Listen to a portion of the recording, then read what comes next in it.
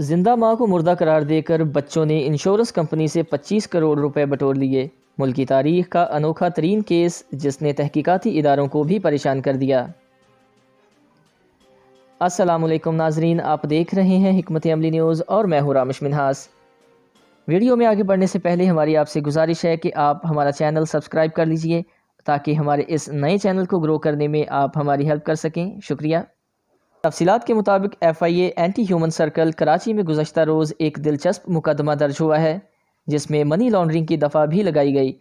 Report کے مطابق لیاری کی ایک رہائشی خاتون نے امریکہ میں اپنی 2 لائف انشورنسز کروائی ہوئی تھیں، پھر سرکاری اسپتال کے ڈاکٹر کی ملی بھگت سے جعلی ڈیتھ سرٹیفکیٹ بنوا کر $15 لاکھ یعنی تقریباً 25 کروڑ پاکستانی روپے سے زائد رقم امریکہ سے اس کے بیٹے نے کراچی منتقل کر دی اور پھر کراچی سے خطیر رقم منی لانڈر کر دی گئی۔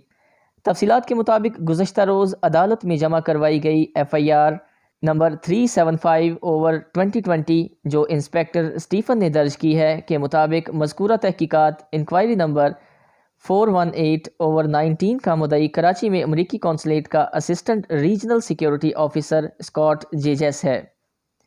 مدعی کے مطابق ایک خاتون سیما سلیم کھربے نے 2008 میں امریکن جنرل انشورنس سے $10 لاکھ کی لائف انشورنس کروائی اور اس کا پریمیم بھی دینا شروع کر دیا۔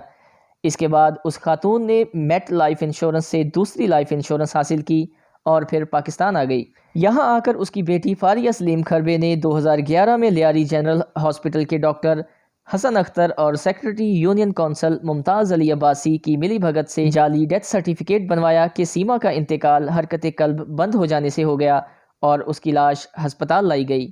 اب اس واقعے کے 10 سال کے بعد یہ کیس دوبارہ اوپن کیا گیا ہے۔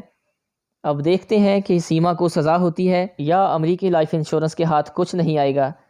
دیکھتے رہیے حکمت عملی نیوز۔ اللہ حافظ۔